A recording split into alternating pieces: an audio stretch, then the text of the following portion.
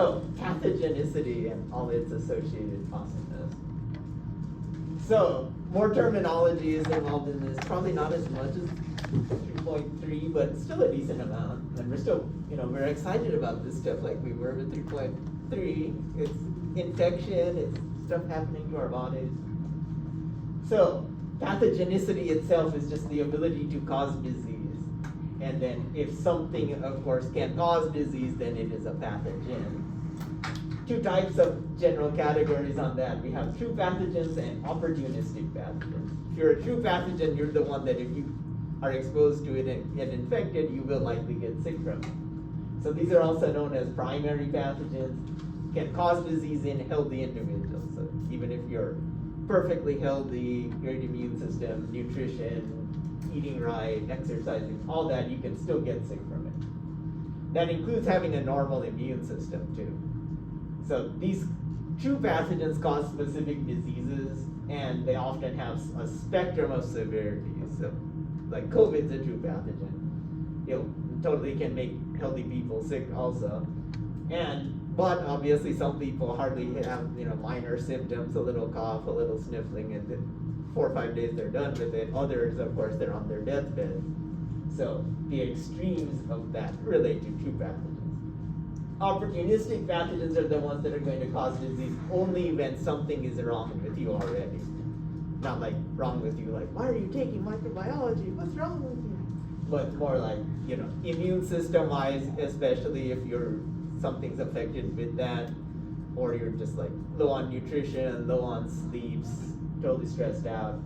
You just had major surgery, so you're on immunosuppressants or anti-inflammatories, you're on chemotherapy for cancer. That's all things that screw up your natural host defense. So then you can be infected by one of these. Or in some cases, if the microbe ends up in an unnatural host or in an unnatural location. This is how like urinary tract infections usually happen in women and in sometimes men also. They're naturally great in your intestinal tract, but you happen to get some of those in your urinary tract because they're closely related distance-wise, and then you can totally be infected and get a UTI, even though you're perfectly healthy, but you should not have any of those microbes in your urinary tract. So opportunistic pathogens do not cause disease in healthy individuals, unless something like this has happened, like microbe ends up where it should not be. Then we have virulence and virulence factors. So virulence is going to be the degree of pathogenicity. How severe is a disease going to be when you do get it? And that partly is going to relate on can you be infected by a pathogen, and then two is how bad is the damage to your tissues once you are infected. So it's a measure of the relative severity of a disease caused by some microbe. And every microbe is going to have its own virulence. There's not like a definite number, like, oh, you're a 10, but you're only an 8. But it's sort of, you can say that, like Ebola is more virulent than the common cold because it's just more likely to kill you. So two things, how well can the microbe actually establish infection in you, and then how much damage does the infection cause once it is in you and establish that infection. So some things can be virulent because they infect you very easily, even if they don't cause a lot of damage, and some things can be pretty virulent if they maybe don't infect you that easily, but when they do, they might 100% kill you. Virulence factors are then going to be some characteristic of the microbe, maybe a toxin it produces, maybe some structure on it, like having a capsule, something that is going to help it either do one or the other of these two things. So either it makes it easier to infect a host, or it makes it easier to cause disease once it has gotten into the host. So things like that we've talked about when we talked about bacterial structures. Fimbriae, those little brush-like structures on the surface that help with attachment. The capsules, those big things that we try to stain that surround the cell and don't stain. So those are naturally anti-phagocytic. It makes it harder for your immune cells to wrap around them. Toxins, of course, specialized proteins that target certain cell types, all of those count as virulence factors. And some bacterial cells and viral particles for that instance can also have multiple virulence factors. Okay, now we're going to go into the course of an infection. This is the good stuff. So if we want to trace an infection all the way from when it starts to when it stops, either you die along the way or you get over something, you can break it into 5 steps. So it can start by what's actually happening with binding and establishing an infection, then beyond that attaching to some surface, and there's going to be different things that are going to help with that attachment, like fibrae, capsules, or there's certain surface things that can bind to receptors on the surface of a cell. Then we have to get past your host defenses. Once you're there, of course, your immune system kicks in right away saying, oh, wait, this isn't right, I got to get rid of this thing. And then it's a race. Does the pathogen win out and establish a great infection and start causing tissue damage, or does your immune system win out and clear the infection before you have tissue damage? When you actually get to the point of having disease, that's when you're going to start having tissue damage. And that leads to, of course, the signs and symptoms. And then it wants to get out of the host, because then it wants to go through the same routine in another host that isn't already infected. So we're just going to tackle these one by one on where the infection happens, how it establishes. You're setting a timer to walk out on me, aren't you? I see how it is. I didn't even know if that was for. Sure. Set it in your sleep. I'm going to plan to walk out on that class. Take progress. So starting with the first thing is just, are you going to be exposed to a certain pathogen at just the right location to actually have it get itself established there? That relates to portals of entry. So there's only certain sites on your body that can be infected by certain pathogens. And if you're exposed at some other site, you're not going to be infected. Like HIV, someone has HIV and they cut themselves and there's blood on the counter. If you touch it with your skin and there's no break in your skin, you're not going to get HIV, even if you could touch it directly with your skin, because your intact skin is not a portal of entry for HIV. So, portal of entry is just going to be the characteristic route by how some microbe, bacteria, viral, fungal, whatever it is going to enter your body to naturally cause infection. And in some cases it might enter your body, but it's not a portal of entry, so it doesn't cause infection. Like when you, say, get exposed to the common cold, you could, someone sneezes on your food and you eat that food, you're not going to get the cold from eating it, because the oral fecal route going into your intestines is not a portal of entry for that virus. But you breathe in those viral particles and then you get exposed and you are infected, because the respiratory tract is a portal of entry. So usually your portal of entry is going to be some membrane boundary, like epithelial layers, the lining of your intestinal tract, your respiratory tract, your eyes, that's a common one. That's very common. Bacillus anthracis, for example, it's a bacterium. There was a big scare with that way back in 2001. I don't know if you were just born or right around that youngster age. I want to be that guy again. But way back when there was the World Trade Center attacks in 2001, it was about a month after that. There were all these letter attacks that were going on in the U.S. mail. Someone sent anthrax spores in regular mail and ended up killing 5 people and sickening another like 17 or so. They still, if you ever get to watch, you can watch it on YouTube probably, about the whole who was responsible. Yeah, it's a really cool one. Well, may have been involved, who may not have been involved. And it took years to even figure out who might have been involved. It's kind of cool. But that bacterium, so you get exposed via spores of the bacterium, but where you get exposed dictates how bad you're going to be infected, like how bad the disease will be in you. So you can be exposed via a cutaneous route, like a cut or scrape on your skin, the gastrointestinal route where you eat the spores, or inhalation where you breathe them in, like what all those people that were exposed during those attacks were. And depending on which portal of entry is going to dictate how bad the disease is. So you still get anthrax, but you get, like, say, cutaneous anthrax, gastrointestinal anthrax, or inhalation anthrax.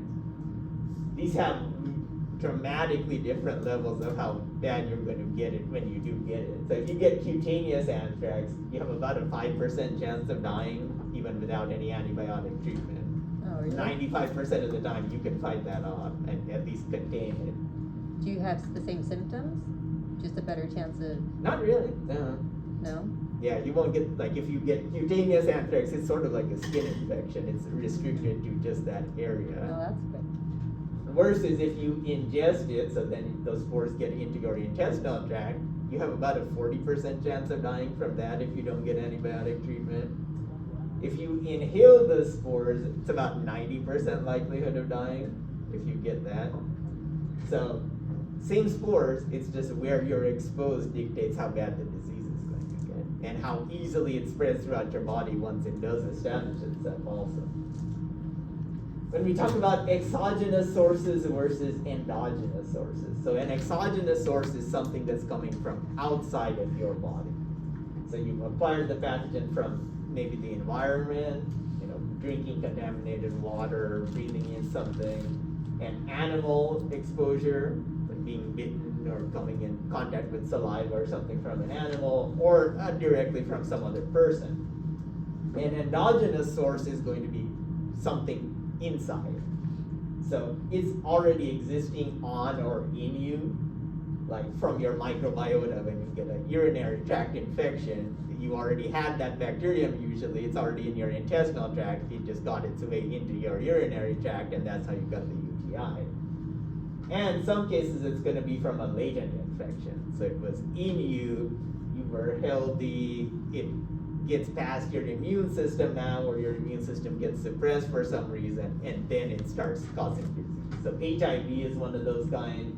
When you get HIV, like, you don't actually know that you've been infected early on. It can take anywhere from 2 to 15 years that you have it. They're slowly pecking away at all your immune cells until you hit a threshold where it's killed off enough of your immune cells that now you start having signs and symptoms. Same with Mycobacterium tuberculosis. It's estimated that like a third of the world's population actually has this. And this, even in the US, if you travel overseas to like Europe, big chunks of Asia, parts of Africa, it's entirely possible you have it. What is that? I think- It's a bacterium, causes tuberculosis. If you haven't been tested, gotten like a TB skin test, you will have to when you start nursing or dental hygiene or whatever you're actually doing.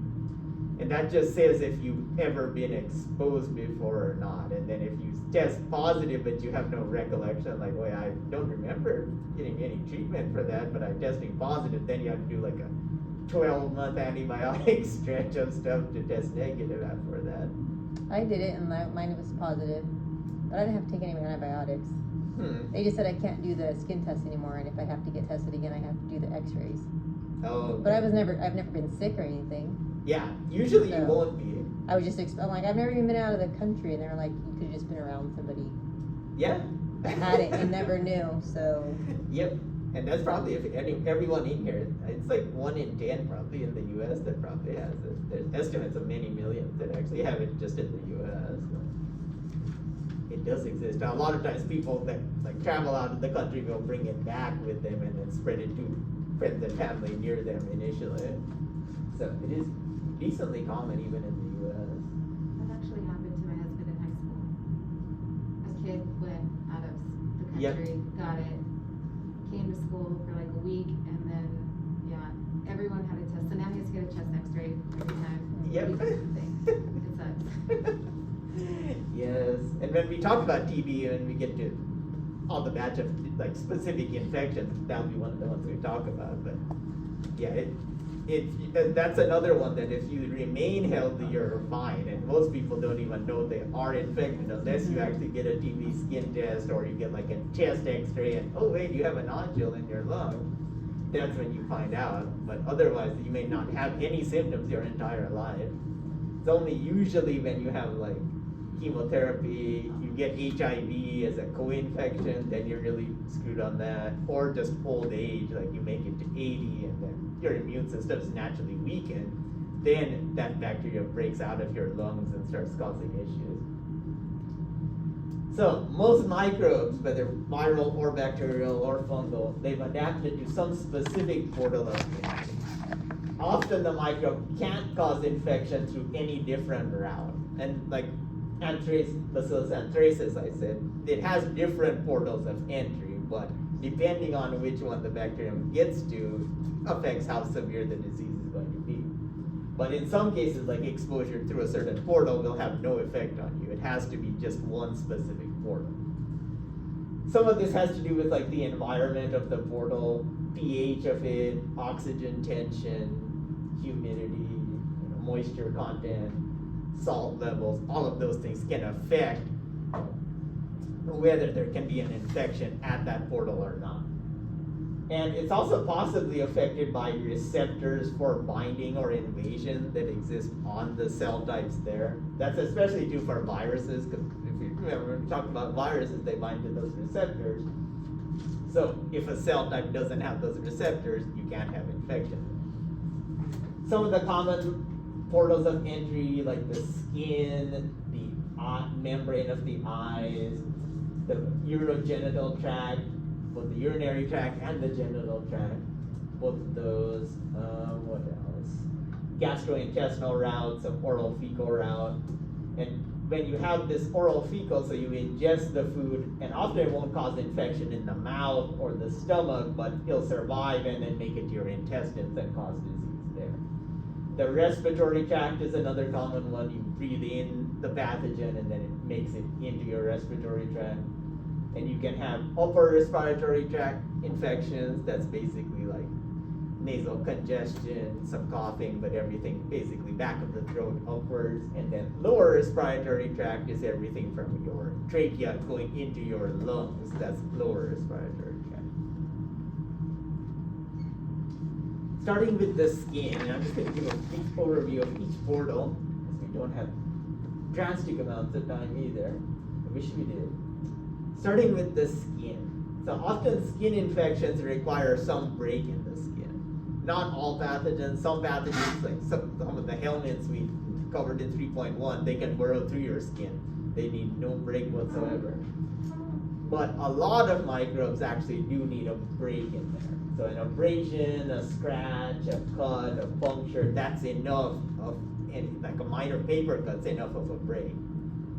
Otherwise, the microbe can't penetrate unbroken skin, and that's why like HIV landing on your skin just intact isn't going to cause infection. Even though that's like a stigma, like, oh, this person's HIV positive, I can't use the restroom when they're, after they've used it and things like that. There's actually no danger in that as long as you don't have cuts and scripts and stuff, you're fine.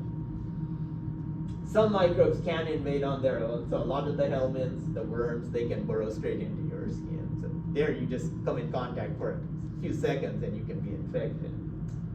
Some microbes require a vector for invasion, the ones that require ticks and mosquitoes and biting flies and mites and all those kind of things.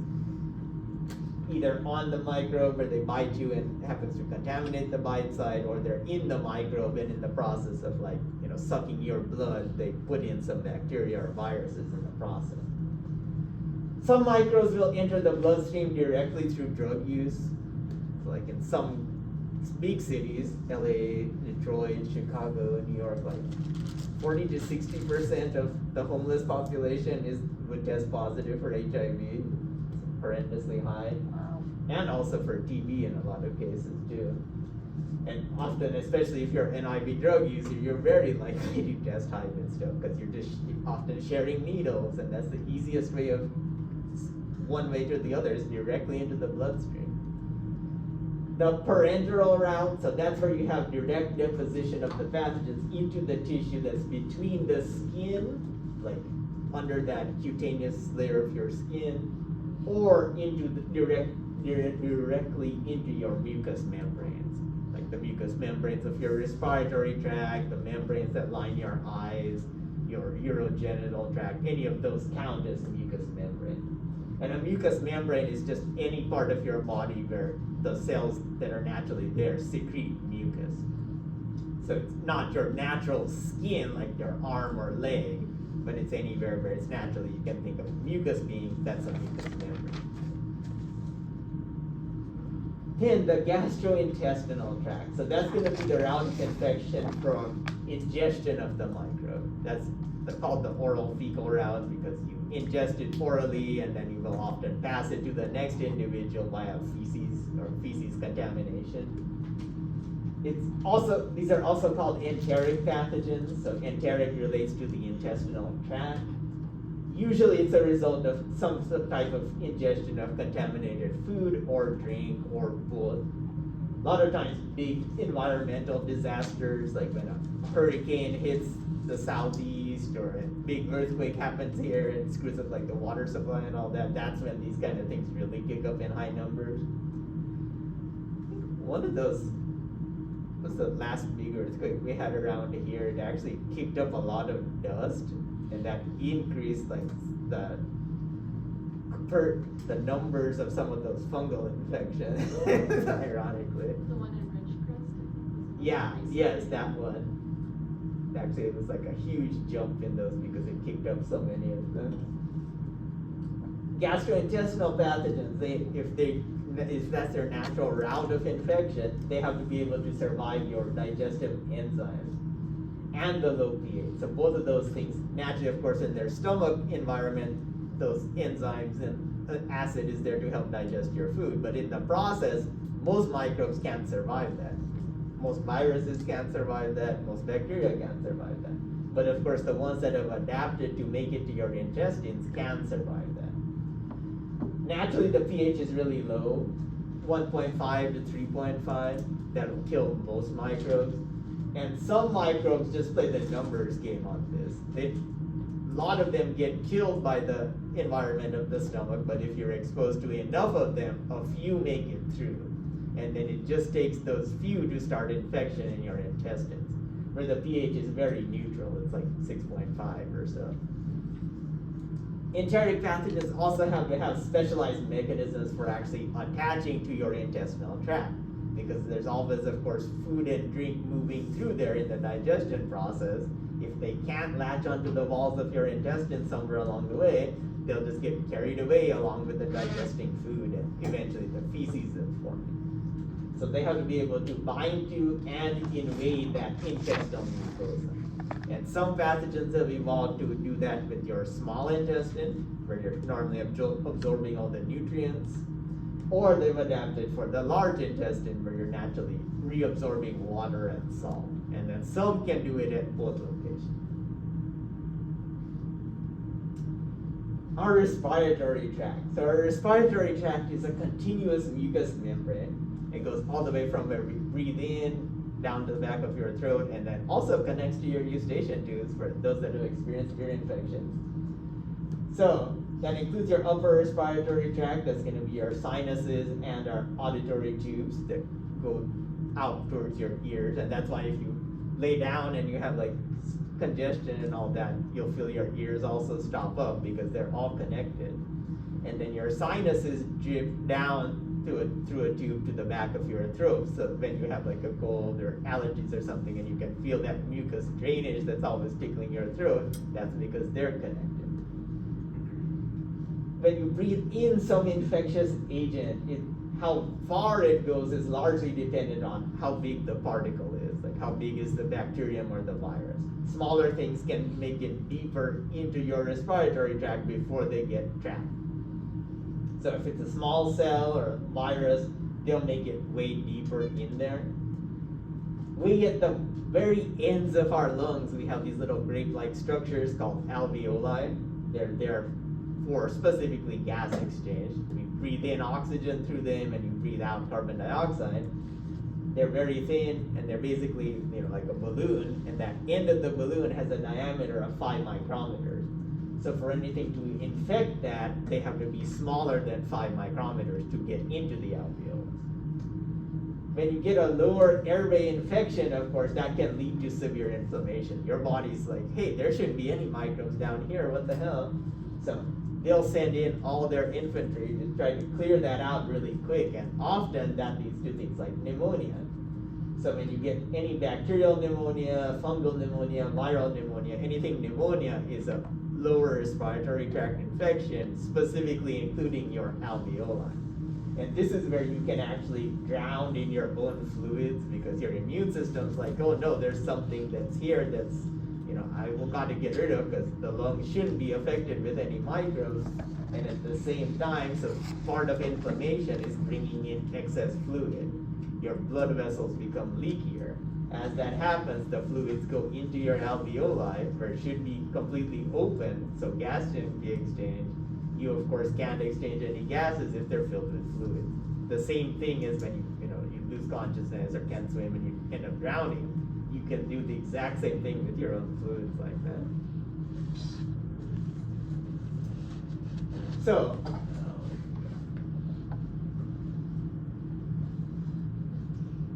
then the urogenital tract. So urinary and genital, I'm putting them together. So this is going to be the route of entry for sexually transmitted infections or STIs. And it's technically not the same thing as an STD, the sexually transmitted disease, because as we now know, infection and disease are not the same thing. You can be infected but not have an obvious disease. So it excludes the fact that a lot of sexually transmitted infections, they're completely asymptomatic. So you are infected by them, but you have no signs and symptoms because you're not experiencing tissue damage. And if you're not experiencing tissue damage, you don't have the disease yet. At this point, though, someone has sex with you or you share body fluids one way or the other, you can still transmit it to somebody that can develop the disease. Some doctors and nurses and other medical practitioners will still use the term venereal diseases. This one's really outdated. This one, a lot of people just use it interchangeably. They try to officially have it changed over in probably the last 10 years or so, but it's been kind of slow. A lot of times, any clinician or nurse you talk to, they'll still use them interchangeably. But venereal diseases have been, that term should be going away, but way back they said, hey, all sexually transmitted infections have to do with women, because of course women are the worst, they're evil, the scourge. So Venus, the Roman goddess of love, so venereal, Venus, women, they all tie together. So that's how that term came around. About 4% of all infections worldwide are due to sexually transmitted infections. And yeah, there's a lot of infections worldwide. So if 4% of them, 4 out of every 100 infections is an STI. Estimates are 10 billion infections happen every year around the world of some kind or the other. So about 2.55 million newly diagnosed cases yearly in the US.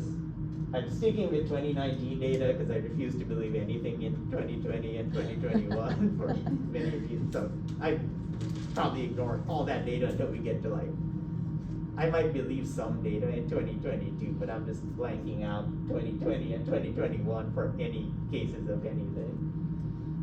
But 2019, 2.55 million newly diagnosed cases in the US.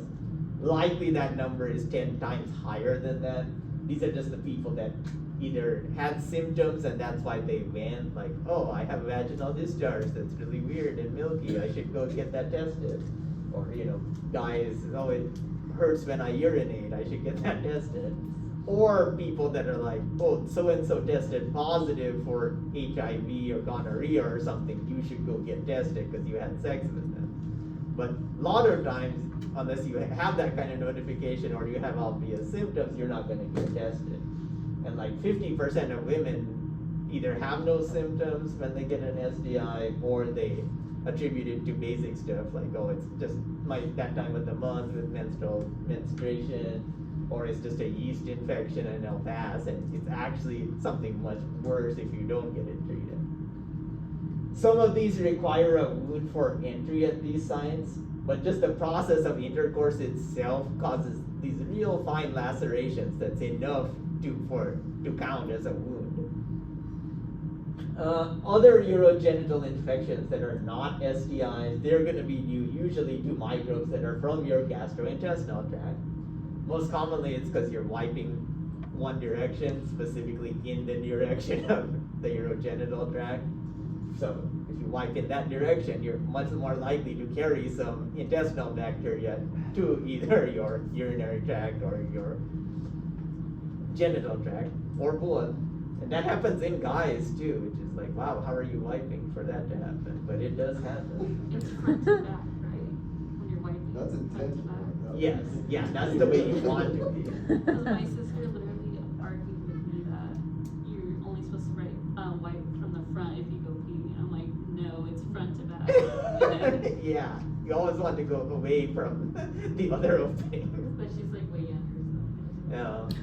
What does she know? You have years of trying to convince her logic overtakes that. So, sexually transmitted microbes, they'll enter the mucosa of the penis, the external genitalia, the vagina, the cervix, and the urethra. Some of these aren't as bad now as they were, like papillomavirus. You can see how many millions of cases that have happened and how many are estimated. This one's completely preventable now, or 90+% preventable with a vaccine called Gardasil 9. Completely approved for boys and girls and recommended for boys and girls, starting anywhere from usually age 10 or 11 onward. And then it can go up to men and women age 45. So anyone in this room could technically still get vaccinated for this if they wanted to. But it's not a required vaccination anywhere. But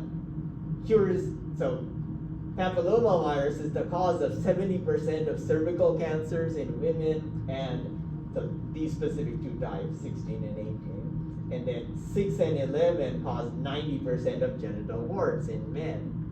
So you would think, oh, I should get vaccinated for that because maybe I don't want genital warts. At least this one's just hideous looking and kind of discomforting, but not going to kill you. Cervical cancer, if a woman gets it, yeah, you have a high chance of actually dying from it. It's one of the worst ones on mortality.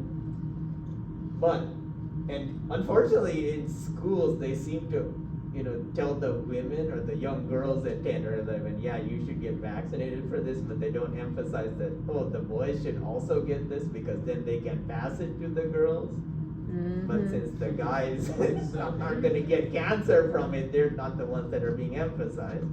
But they're usually the ones that are going to pass it to the women, and they're the ones suffering. So. Still a lopsided world. Yeah, isn't it? Sucks. Viruses are special, so it's how we roll.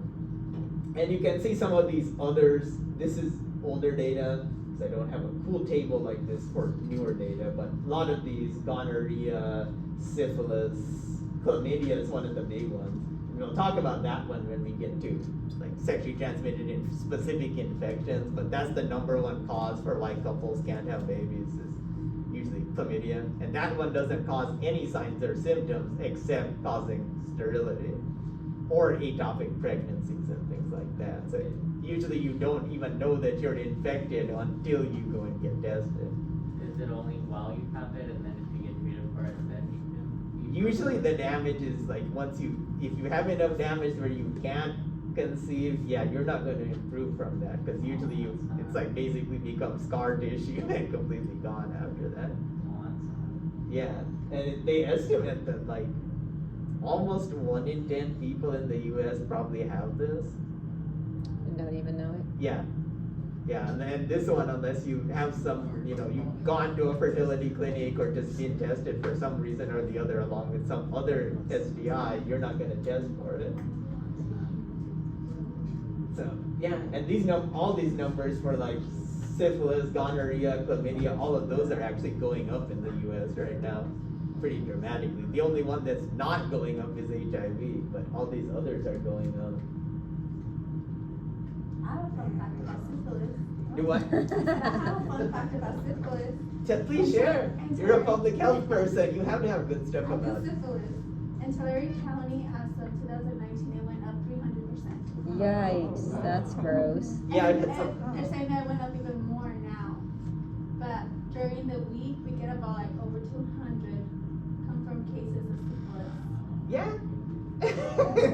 the Central Valley as a whole is surprisingly Stay away crazy from high. Porterville, people. Porterville. Is that where it's at? It's going around? Porterville's famous for a lot of diseases. Anyways, fun fact. Yikes. There you go. Yeah, someone else told me something like that too. That, yeah, apparently Central Valley. Didn't Coachella make one of those, like, skyrocket the last time they had it, like in 2019? Well, I'm sure they I think did. it was herpes or something like that. It was They like said- Music mono, festival. everybody Yeah, wanted mono to or got something like mono. that, like all the hospitals were getting packed with people. That's gross. Yeah, Because everybody's and then smoking they together, all went to drinking water Coachella. bottles. Yeah. That's what music festivals are all about, though. Not herpes, but like smoking and having sex. So. That's Can't what it- syphilis kill you though if it gets, Anywhere, if the infection gets real bad? Yes. Get to your brain or something, right? Yes, that's the one. That's what Al Capone, the gangster, died of. Oh, really? Yeah. He probably deserves Well, there is that. Gross. Yeah, syphilis can totally kill you, whereas chlamydia will not kill you. Gonorrhea probably will not kill you either. And of course, HIV can kill you. Some of these others, they'll just make you, kind of sick. Which one's called the clap? Herpes. The what? I thought that was gonorrhea. What's it called? Oh, I think it's gonorrhea. yeah, that's Okay, I read. Oh, the clap? reason it's called the clap is because like back in the day, the way they would get rid of the blisters is just by like banging them with something flat and hard, and it would make a clapping sound when it burst. Are you for real? Yeah. Yeah, that would. Wow. Yeah. Hopefully there's some video of that actually. Someone trying that out. It was like- I want to see it. I don't think I want to see that. It would pop the blisters, that's for That's sure. disgusting. So some of the things that also affect if you're going to experience disease or not is the infectious dose. So in ID, it's the minimum number of some specific microbe that have you enter a portal of entry to cause infection. And we mentioned this before with the ID50. So some pathogens are going to have a very high infectious dose. So that means you could be exposed to just a few of that virus or bacteria, and doesn't mean you're going to get infected. Some pathogens though have a very low infectious dose. In some cases, like measles, it takes one virus particle and you're likely to be infected. Wow. So some of these have a very low infectious dose. And virulence, of course, like we said before, relates partly to how easy is it for the pathogen to establish infection, and the other is how severe is the disease going to be. So if you have a lower infectious dose, that suggests that that pathogen has a higher virulence. And you can determine this experimentally using lab animals. In the past, it actually used to be humans. Like they would get prisoners and people from psychiatric wards and things like that and say, hey, let's test you for various diseases and see how the disease progresses in you. No way, really? Oh yeah. Yeah, when we get further out there to like syphilis, we'll talk about the Tuskegee experiment and what they did with African American Negroes way back all the way through the 70s. They were apparently testing this when they could have treated them in the 40s with antibiotics. Yeah, they're still paying reparations to their families for that. Let's see. So a large inoculum will often cause rapid onset of disease. So say the infectious dose is 10 of some pathogen, but you get exposed to 1,000. So you're well beyond the minimum amount to cause infection. Then the disease may progress really quickly because you've got exposed to way more than the minimum amount. A large inoculum can also increase the virulence of a microbe. So like with SARS-CoV-2, estimated virulence is like 100 to 300 virions that you need to be exposed to actually get infected. So if you get exposed to say 3,000 virions instead of that minimum of 100, your disease seems to be much more severe than if you got exposed to the low amount. And that's one of the things they're not really taking into account because there's no way to really tell except with experiments in the lab, like how many particles someone was exposed to when they got infected.